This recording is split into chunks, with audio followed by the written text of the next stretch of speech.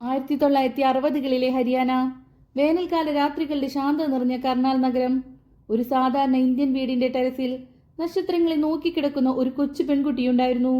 കൽപ്പന എന്നായിരുന്നു അവളുടെ പേര്. സംസ്കൃതത്തിൽ ആ പേരിന്റെ അർത്ഥം സ്വപ്നം അഥവാ സങ്കല്പം എന്നാണ്. ഒരിക്കൽ അച്ഛൻ ബനാറസിലാൽ ചൗള ചോദിച്ചു, മോണ്ടു, നീ എന്തിനാണ് എപ്പോഴും ആകാശത്ത് നോക്കിയിരിക്കുന്നത്? അവൾ നിഷ്കളങ്കമായി മറുപടി നൽകി, എനിക്ക് ആ നക്ഷത്രങ്ങളെ ഒന്ന് തൊടണം. അതൊരു വെറും വാക്കായിരുന്നില്ല.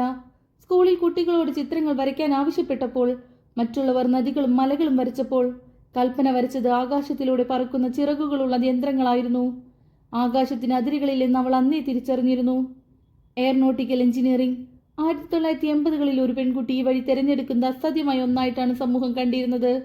ഇത് പെൺകുട്ടികൾക്ക് പറ്റിയതല്ല എന്ന ഉപദേശങ്ങളെ അവൾ പുഞ്ചിരിയോടെ നേരിട്ടു.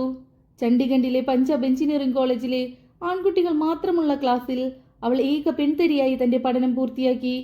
അവളുടെ സ്വപ്നങ്ങൾക്ക് ചിറകുമുളച്ചത് അമേരിക്കയിലായിരുന്നു. ടെക്സസ് യൂണിവേഴ്സിറ്റിയിൽ നിന്ന് മാസ്റ്റേഴ്സും കൊളറാഡോ യൂണിവേഴ്സിറ്റിയിൽ നിന്ന് PhDയും കരസ്ഥമാക്കി. ഇതിനിടയിൽ അവൾ തന്റെ ജീവിത പങ്കാളിയെ കണ്ടെത്തി. ഫ്രഞ്ച് ഫ്ലൈയിങ് ഇൻസ്ട്രക്ടറായ ജീൻ പേറി ഹാരിസൺ. ആകാശത്തെ പ്രണയിച്ച രണ്ട് മനസ്സുകൾ ഒന്നിച്ചു. 1994 ഡിസംബർ. ആയിരക്കണക്കിന് അപേക്ഷകരിൽ നിന്ന് നാസ കൽപ്പനയെ തിരഞ്ഞെടുത്തു. അതൊരു ചരിത്രമായിരുന്നു. കഠിനമായ പരിശീലന മുറകൾ അവൾക്ക് മുന്നിലുണ്ടായിരുന്നു. ശരീരത്തിന്റെ ഓരോ കോശത്തെയും പിടിച്ചുലയ്ക്കുന്ന G-ഫോഴ്സ് ടെസ്റ്റുകളും വെള്ളത്തിനടിയിൽ മണിക്കൂറുകളോളം നീണ്ട പരിശീലനവും അവൾ ആസ്വദിച്ചു ചെയ്തു. അവൾ പറയുമായിരുന്നു, നിങ്ങൾ എവിടെ നിന്നാണ് വരുന്നതെന്ന് പ്രധാനമല്ല. നിങ്ങൾക്കൊരു സ്വപ്നമുണ്ടെങ്കിൽ, അതിനായി കഠിനാധ്വാനം ചെയ്യാനുള്ള ധൈര്യമുണ്ടെങ്കിൽ, ഏതു വാതിലും നിങ്ങൾക്കായി തുറക്കപ്പെടും. 1997 നവംബർ 19 സ്പേസ് ഷട്ടിൽ കൊളംബിയ തീ തുപ്പിക്കൊണ്ട് ആകാശത്തേക്ക് കുതിച്ചു. ബഹിരാകാശത്തെത്തുന്ന ആദ്യത്തെ ഇന്ത്യൻ വംശജിയായി കൽപ്പന മാറി. 372 മണിക്കൂറുകൾ അവൾ ശൂന്യാകാശത്ത് ചിലവഴിച്ചു. 1.04 കോടി മൈലുകൾ സഞ്ചരിച്ച് 252 തവണ അവൾ ഭൂമിയെ വലം വെച്ചു. ഭൂമിയുടെ മനോഹിദ്ര കണ്ട് അവൾ വിസ്മയിച്ചു. അവൾ പറഞ്ഞു, ഇത്രയും സുന്ദരമായി ഗ്രഹത്തിന് മുകളിൽ നിന്ന് നോക്കുമ്പോൾ അതിരുകളില്ല.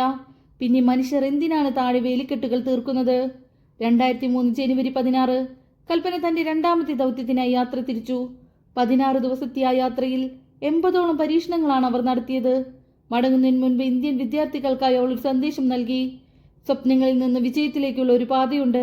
അത് കണ്ടെത്താനുള്ള ഒരു ദൃഢനിശ്ചയം നിങ്ങൾക്കുണ്ടാകട്ടെ. ഫെബ്രുവരി 1 ലോകം കൊളംബിയയുടെ തിരിച്ചുവരവിനായി ശ്വാസമടക്കി കാത്തിരുന്നു. ലാൻഡിങ്ങിന് വെറും 16 മിനിറ്റ് മാത്രം ബാക്കി നിൽക്കെ ദുരന്തം സംഭവിച്ചു.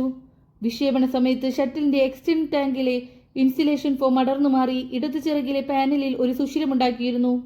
തിരികെ അന്തരീക്ഷത്തിലേക്ക് പ്രവേശിക്കുമ്പോൾ അമിതമായ ചൂട് ആ വിള്ളലിലൂടെ ഉള്ളിലേക്ക് പ്രവേശിക്കുകയും ഷട്ടിൽ തകരുകയും ചെയ്തു. ടെക്സസിന് മുകളിൽ കൊളംബിയ ഒരു അഗ്നിഗോളമായി മാറി. കൽപ്പന ആകാശത്തിലെ നക്ഷത്രങ്ങളിലേക്ക് മടങ്ങി. കൽപ്പന ചൗള ഇന്ന് ഭൗതികമായി നമ്മളോടൊപ്പമില്ല. പക്ഷെ അവൾ കൊളുത്തിയ ആത്മവിശ്വാസത്തിന്റെ നാളം ഇന്നും ജ്വലിക്കുന്നു. പരിമിതികൾ നമ്മുടെ സാഹചര്യങ്ങളിലല്ല, മറിച്ച് നമ്മുടെ ചിന്തകളിലാണെന്ന് അവൾ തെളിയിച്ചു. ആകാശത്തിലെ ഒരു നക്ഷത്രമായി അവൾ ഇന്നും നമ്മെ നോക്കി ചിരിക്കുന്നു. നിങ്ങൾ നിങ്ങളുടെ ബുദ്ധിശക്തി തന്നെയാണ് എന്ന അവളുടെ വാക്കുകൾ പുതിയ തലമുറയ്ക്ക് എന്നും പ്രചോദനമാണ്. സുഹൃത്തുക്കളെ, കൽപ്പന ചൗളയുടെ ഈ ധീരമായ ജീവിതകഥ നിങ്ങൾക്ക് പ്രചോദനമായെങ്കിൽ ഈ വീഡിയോ ലൈക്ക് ചെയ്യുക. കൂടുതൽ ആളുകളിലേക്ക് ഈ സന്ദേശം എത്തിക്കാൻ ഷെയർ ചെയ്യുക. കൽപ്പനയെക്കുറിച്ചുള്ള നിങ്ങളുടെ ഓർമ്മകൾ താഴെ കമന്റ് ചെയ്യാൻ മറക്കരുത്. നന്ദി.